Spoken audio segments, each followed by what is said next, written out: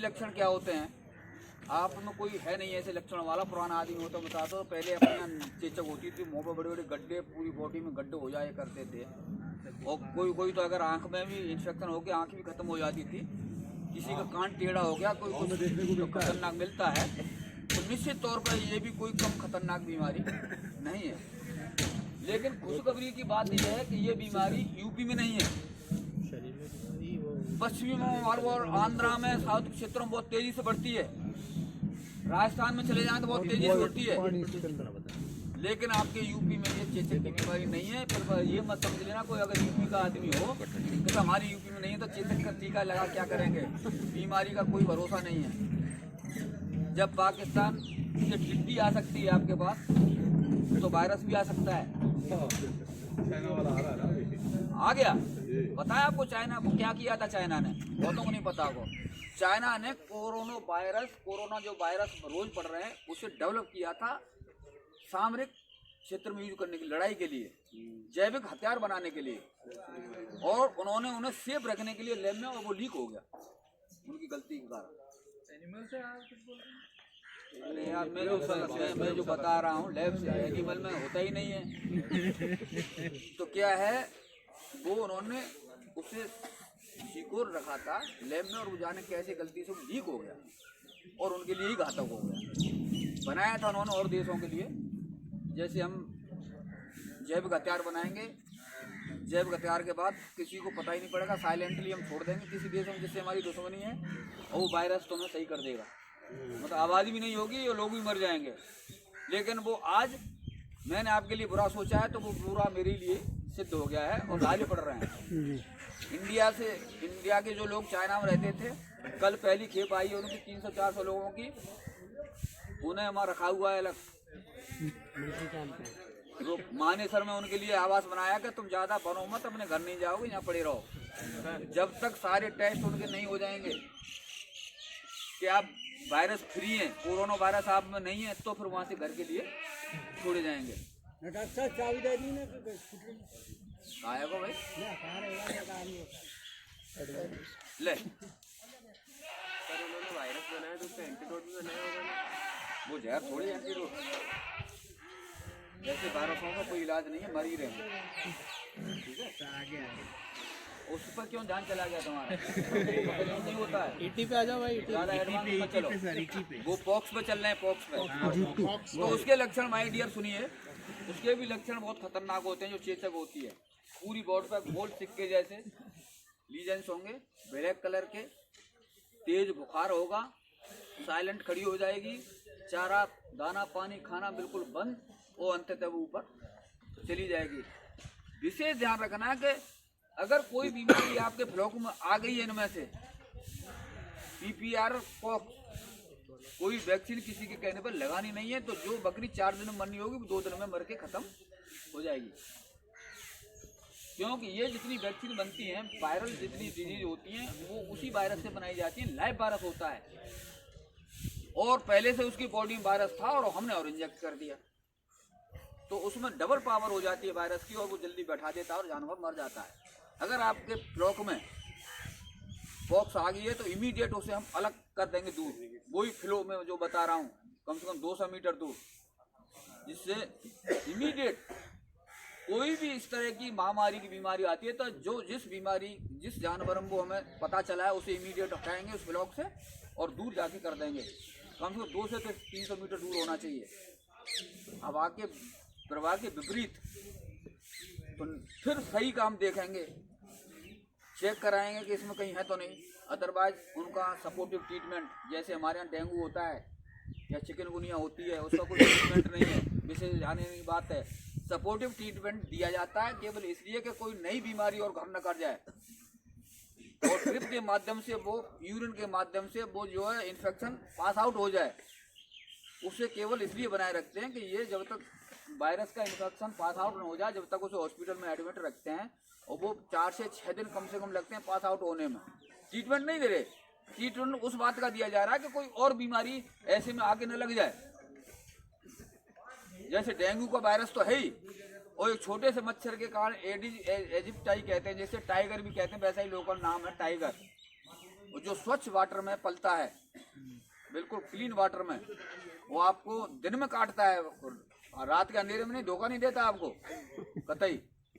वो आपके सामने आएगा और काट के जाएगा, फिर आप तैयार रहिए उसका परिणाम भुगतने के लिए।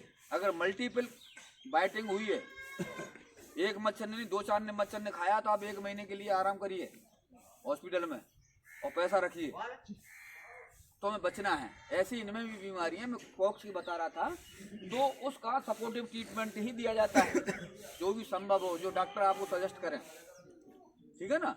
नहीं तो हमारे पास तो बचाव के साधन है, वही वैक्सीन गोट पॉक्स के नाम से, जो बीमारी के नाम से, या सी पॉक्स है, भेड़ पाल रहे हैं तो सी पॉक्स के नाम से वैक्सीन आएगी, पर्टिकुलर डायलॉन्ट उसके साथ है। कुछ 3 तरह की वैक्सीन होती हैं, एक प्रिपेयर करनी पड़ती है इमीडिएट, बीच में बताया जा रहा हूँ, प्रिपेयर करनी पड़ती है, उसके साथ कंपनी डायलॉन्ट भेजती है, उस पर डोज रेट लिखी रहती है, और उसमें इमीडिएट हम उसी टेम्परेचर पर आइस बॉक्स में हम तैयार कराएंगे उसे, और वो उसी दिन लगनी है। अगर 50 की डोज है तो 50 जानवरों को एक वायल,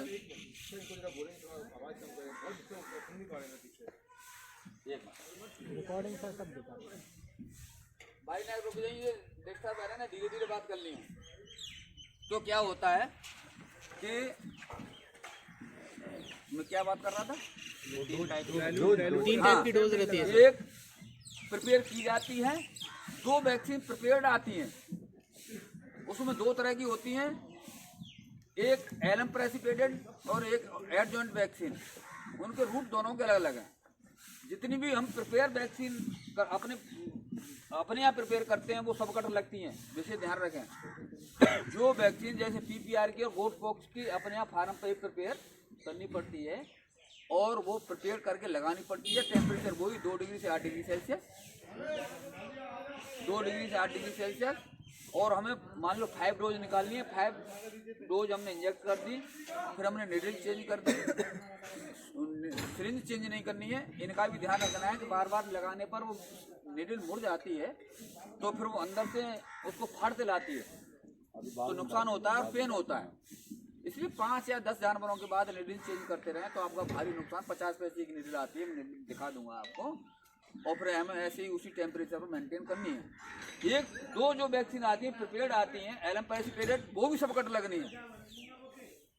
और तीसरी जो वैक्सीन मैं बता रहा हूँ, एडजॉइंट ऑयली वैक्सीन होती है, वो पेनफुल होती हैं, वो डीप इंट्रामस्कुलर लगती हैं, बहुत भारी दर्द करती हैं एनिमल्स के। लगा के मैं सब बताऊंगा। तो ये जो बता रहा था, 3 मैंने गोट पॉक्स की बताया, गोट पॉक्स समेत 3 बहुत घातक बीमारी हैं। 2 बीमारी और हैं, एक एफएमडी जिसे फुट एंड माउथ डिजीज कहते हैं, और एक एचएस है, हेमरेजिक सेप्टिसेमिया, जिसे गला घोंटू कहते हैं। ये मोस्टली बड़े जानवरों की बीमारी है। किसकी है? बड़े जानवरों की बीमारी है। छोटे एनिमल्स में ये रेयर केस में हजारों में एक आध हो जाता है, अदरवाइज नहीं होती है।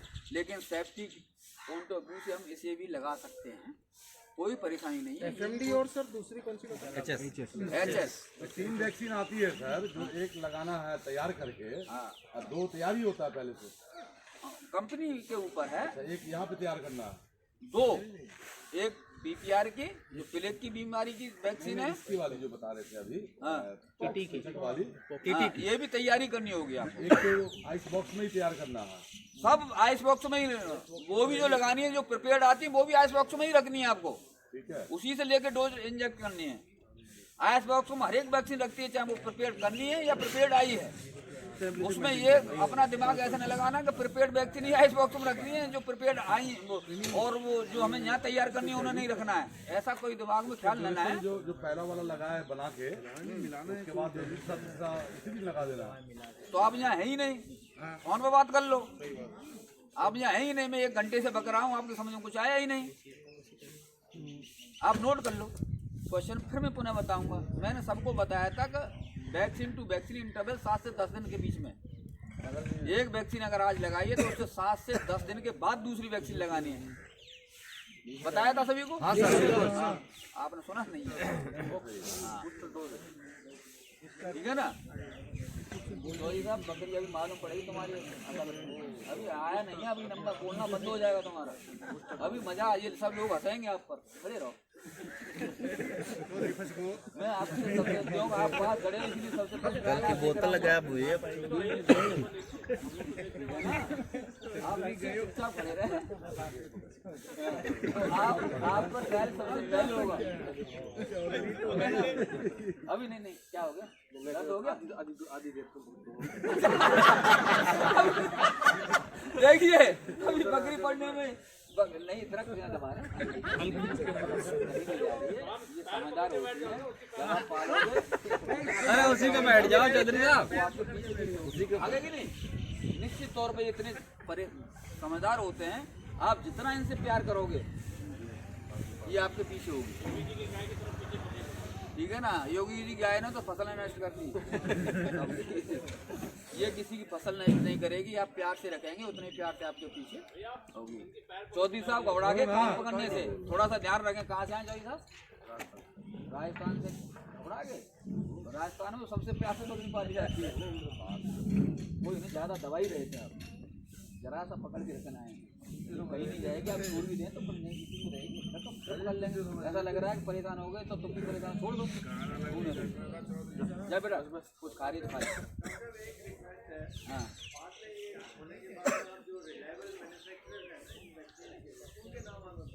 हम बता देंगे, ये केवल एक ही कंपनी सबसे बढ़िया, लेकिन पॉक्स की वो जो एनडीडीबी की यूनिट है वो पॉक्स की वैक्सीन नहीं बनाती, केवल वेस्ट बंगाल सरकार बनाती है पूरे इंडिया में। उसके लिए आपको परेशानी आएगी। हाँ पूछ लेना। तो अभी हम चल रहे थे FMD एंड HS पर, वो भी प्रिकॉशन के तौर पर आप वैक्सीन इंजेक्ट कर सकते हैं। मुंह पका, खुरपका और गला घोंटू की है। ये वैसे लार्ज एनिमल्स की डिजीज है। किसकी है? लार्ज एनिमल्स की डिजीज है, तो हम प्रिकॉशन के तौर पर इसे लगा सकते हैं। कोई 10-5 रुपए का, मैंने इसीलिए बताया था 50 से 100 रुपए के बीच में ये जो है खर्च आएगा, तो आपका भारी नुकसान नहीं होगा। रेयर केस में अगर कभी कोई भेड़ पाल रहा तो पेड़ में एक्सेस आ जाती है, तो हम क्यों असावधानी बरतें हैं, क्यों केयरलेस करें जानवरों के साथ। तो वो दो वैक्सीन भी आसानी से आप लगा सकते हैं। वैक्सीन टू वैक्सीन इंटरवल मैंने आपको बता ही दिया है, आप नोट कर लें। 7 से 10 दिन के बीच इंटरवल लगे, क्योंकि 7 दिन में इसकी इम्यूनिटी डेवलप होती है कम से कम। ये ना समझे कि आज हमने PPR वैक्सीन लगा दी डिजीज फ्री, बिल्कुल नहीं होगी। 7 दिन तक आप कतई सावधानी बरतें, उसकी देखभाल अच्छी तरह से रखें। बहुत सारी बात है मैं बताऊं, बीच में थोड़ा सा बहुतों को मालूम नहीं पड़ पाता है। जैसे आपने बकरी खरीदी, हमारे यहाँ के सप्लायर्स हैं, गेट पर आपको कार्ड मिल गए कि नहीं मिल गए? और मिलेंगे, सब एक ही के हैं, और कार्ड आपको 4 मिल जाएंगे, ठीक है ना। तो वो आप जाने किससे खरीद रहे नहीं जाने क्या जाना, वो तो आपका हेडेक है। आपने ट्रांसपोर्ट की बकरी यहाँ से खरीद के, थोड़ा सा ध्यान देने की बात है। अगर आपने बकरी खरीद दी तो पहले ये तय कर लें कि हमारी बकरी 7 से 10 दिन आफ्टर वैक्सीन यहाँ रुकनी है। ऐसा कदापि नहीं करना है कि वैक्सीन लगाई और ले गए, फिर सुन लो क्या होता है। आपने बकरी आज खरीदी, इकट्ठा की और ट्रक में ट्रांसपोर्ट कर दी और वैक्सीन लगाई, तो 2 कारण होते हैं मरने के। आपने तो समझा, आपके दिमाग में ये रहा कि वैक्सीन या PPR लगा के लाए हैं हम, फिर क्यों मरेंगी। 7 दिन के बाद ही इम्यूनिटी पूरी फुल डेवलप हो पाती है, कम से कम 7 दिन बाद तो स्टार्ट होती है, और 7 से 10 दिन के बीच में वो कंप्लीट होती है। आपने क्या सोचा कि वैक्सीन लगा के लाए हैं तो डिजीज फ्री, PPR तो नहीं होगी कम से कम, और ट्रांसपोर्ट कर दी आप ले गए यहाँ से हैदराबाद या कलकत्ता या राजस्थान, कहीं बीकानेर या बाड़मेर कहीं ले गए।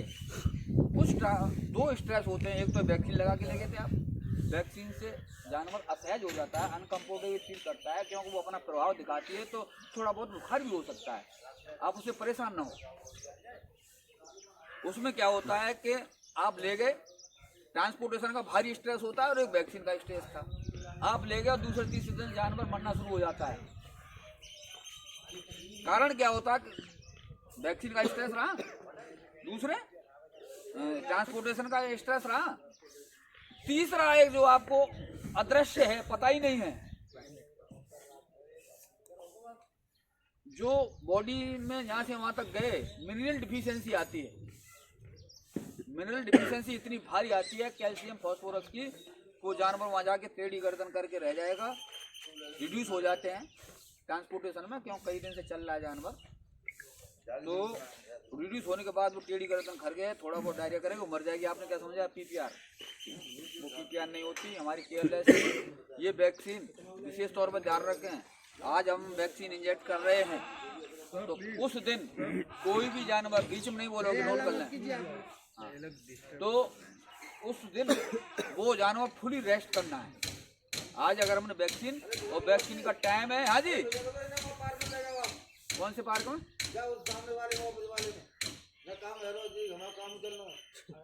चलो कोई नहीं।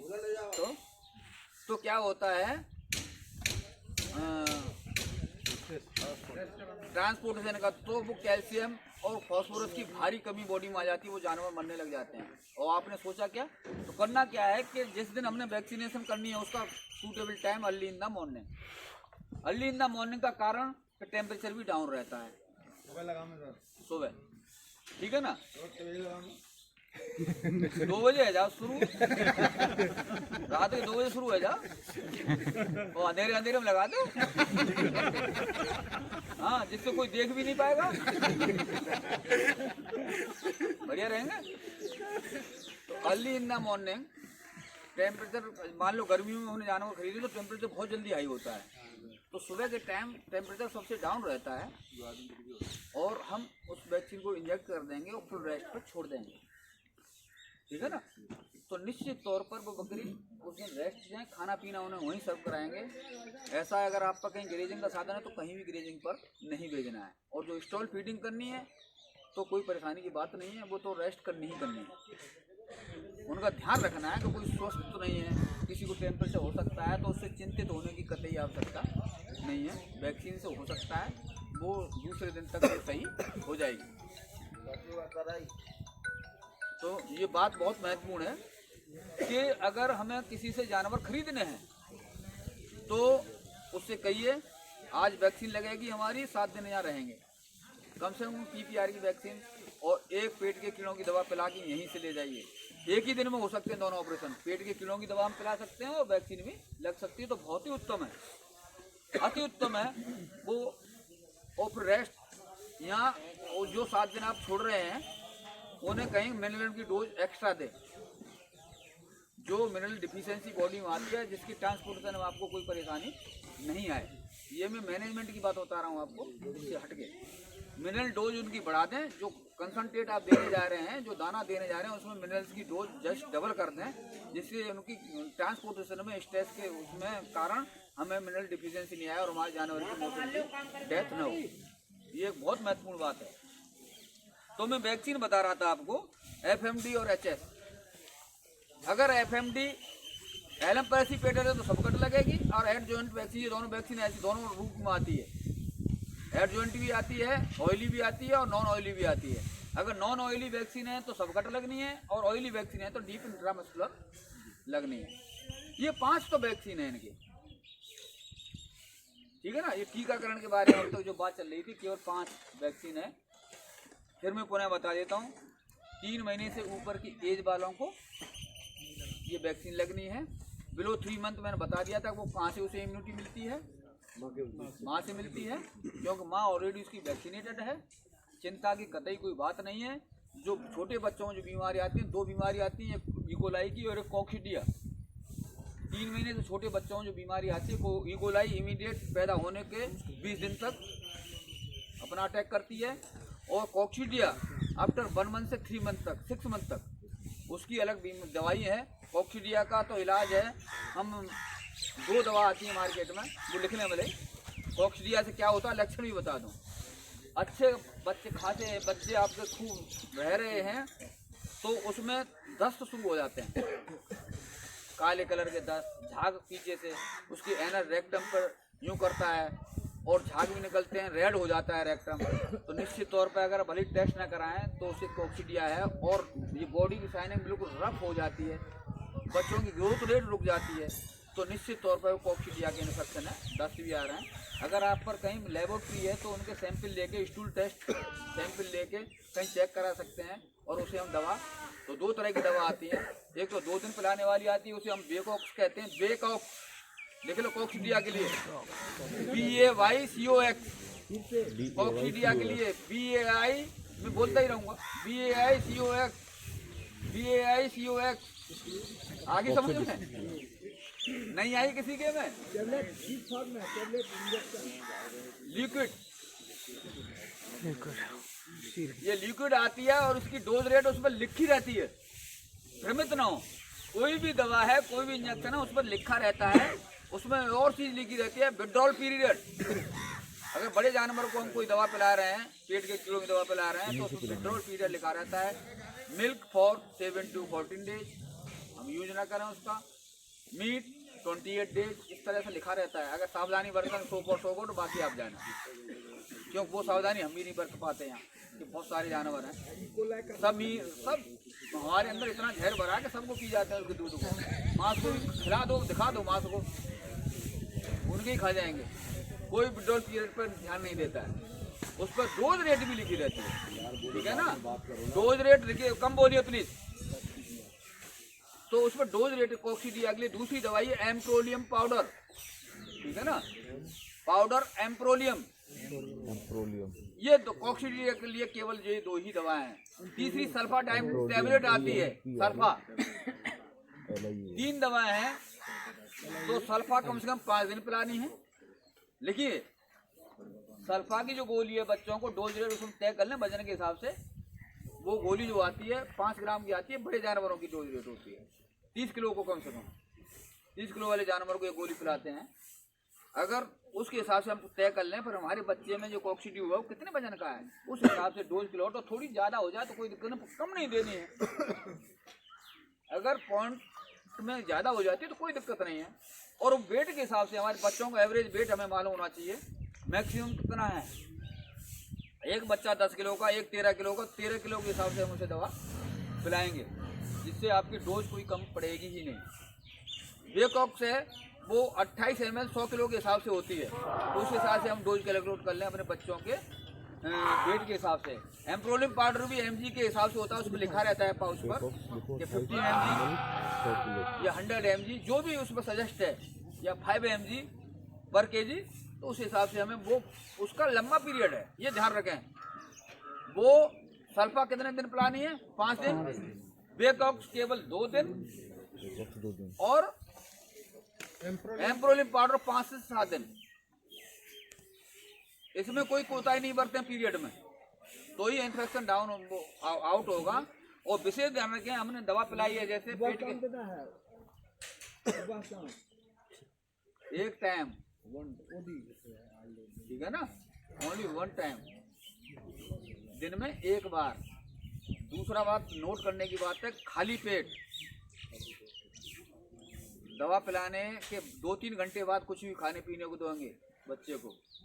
क्या करना है, चाहे हम बड़े जानवर को दवा पिला रहे हैं कोई, तो 2-3 घंटे बाद देनी है खाने को, या छोटे बच्चे को कोई दवा पिला रहे हैं इस तरह की मास लेवल पर, तो खाली पेट देनी है सारी चीज़ें, तो ही दवा काम कर पाएगी, ठीक है।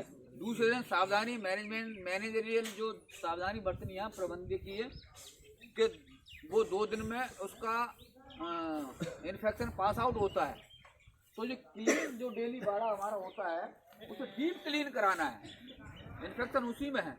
और जो मैंगनी और फीसेस उसका आएगा गहरे गड्ढे में डालना है, और उसमें बाड़े में चूने का छिड़काव करना है 2 दिन लगातार।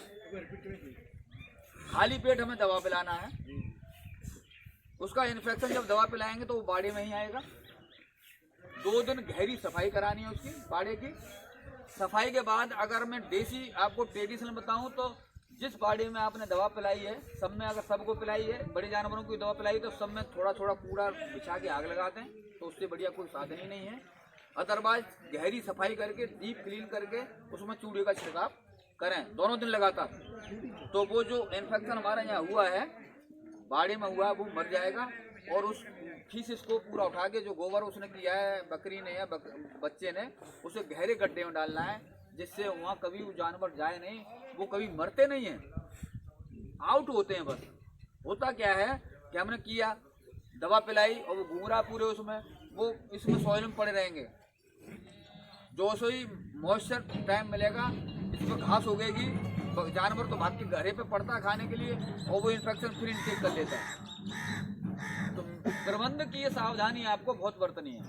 मैं जो बता रहा हूँ, दवा पिलाई 2 दिन की दवा है या सिंगल डे बड़े जानवरों की दवा है तो 2 दिन गहरी सफाई करनी है, उसके बाद चूने का छिड़काव करना है। तो ये देखना आपको है कि क्या करना है। अगर लापरवाही केयरलेस करेंगे तो आपका नुकसान होगा, मेरा कुछ नहीं जाना है। आप जाने अच्छे तरीके से नोट कर लें कि अगर कोई हम मास लेवल का ऑपरेशन कर रहे हैं पेट से संबंधित एंडोपैरासाइट से संबंधित 2 तरह के एंडोपैरासाइट होते हैं, एक एक्टोपैरासाइट, एक एंडोपैरासाइट। एक्टोपैरासाइट बाह्य परजीवी जो बॉडी पे लगते हैं, जूं देखते हैं, किडनी देखते हैं, बहुत सारे माइट होती है। और एंडोपैरासाइट पेट के अंदर जितने भी पैरासाइट परजीवी होते हैं, अंत्य परजीवी और बाह्य परजीवी, इनका अलग अलग ट्रीटमेंट है। अंत्य परजीवी के लिए मैंने दवा बताई, छोटे बच्चों के लिए, बड़े जानवरों के लिए भी बता रहा हूँ कि अब दवा क्या पिलानी, वैक्सीन की बात खत्म होगी, केवल लगा के बताऊंगा आपको। दवा पिलाना इसमें होगा ना, कोलाई के लिए नहीं बताया, क्या नहीं बताया? दवा डीवार्मिंग 5 से 7 दिन। डीवार्मिंग सर कितने समय में करनी है वो बता रहा हूँ मैं, उसी पे चल रही है। पेट के कीड़ों की दवा नीचे लिख रखी है, गलत शेड्यूल जो आपके बनाते हैं गलत बनाते हैं। ड्रेसिंग लिख रखी है, ड्रेसिंग भारी बीमारी है। अगर किसी को फोड़ा फुंसी हो गई तो बकरियों में सारी बकरी मर जाएंगी। सबसे 2 नंबर में ड्रेसिंग लिख रखी है, 10 बार बता दिया होगा आपके उसको डिपार्टमेंट जो ट्रेनिंग कराता है, पर सुधार की कहीं गुंजाइश नहीं। एक तो एक एस्पेक्ट इसमें हैवी नहीं, पर मैं बता दूंगा हैवी नहीं। पेट के कीड़ों की दवा पिला रहे हैं, ध्यान रखिए। मोस्टली जब आप पहली बार